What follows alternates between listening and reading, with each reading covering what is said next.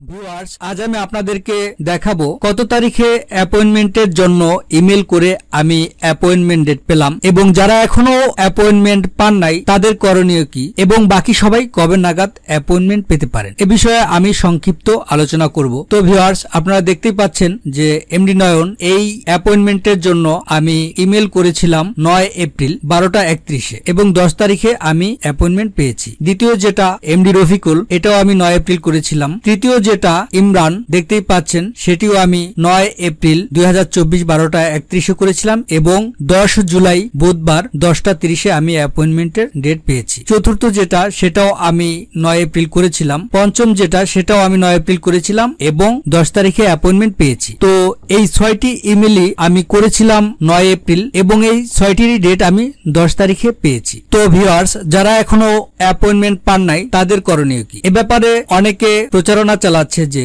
VFS গ্লোবালের update notice, যারা 31 তারিখে appointment পান নাই তারা তাদের প্রমাণপত্র যে 31 তারিখে তারা ইমেল করেছিল সেই প্রমাণ নিয়ে গিয়ে সাথে আইডি কার্ড এবং পাসপোর্ট নিয়ে যদি ভিএফএস গ্লোবালের সাথে সরাসরি কথা বলে তাহলে তারা এক সপ্তাহের মধ্যে অ্যাপয়েন্টমেন্ট ডেটের ব্যবস্থা করে দেবে। তবে এটা ভিএফএস গ্লোবালের কোনো অফিসিয়াল নোটিশ না, যদিও তারা ভিএফএস গ্লোবালের অফিসিয়াল নোটিশ বলে চালিয়ে যাচ্ছে, তবে এটা বিভিন্ন মাধ্যমে শোনা যাচ্ছে যে এরকমটা হতে পারে। তো আপনারা এ বিষয়ে একটু ট্রাই করে দেখতে পারেন। আপনারা যে 31 তারিখে ইমেল করেছিলেন সেটার প্রমাণ নিয়ে গিয়ে এবং সাথে আপনার পাসপোর্ট এনআইডি নিয়ে গিয়ে তাদের সাথে সরাসরি কথা বলবেন। আপনারা দালালের শরণাপন্ন না হয়ে এটা আপনারা করতেই পারেন এবং যাদের নল্লাস্তার মেয়াদ খুব কম, প্রায় শেষের পর্যায়ে, তারা এটা অবশ্যই করতে পারেন। আর তৃতীয়ত, আপনারা সবাই কবে নাগাদ অ্যাপয়েন্টমেন্ট পেতে পারেন এ বিষয়ে যদি আমার বলতে হয় তাহলে অনুমান নির্ভর বলতে হবে। তার কারণ হচ্ছে যে অফিসিয়ালি কখনোই ভিএফএস গ্লোবাল এটা প্রকাশ করে না। তো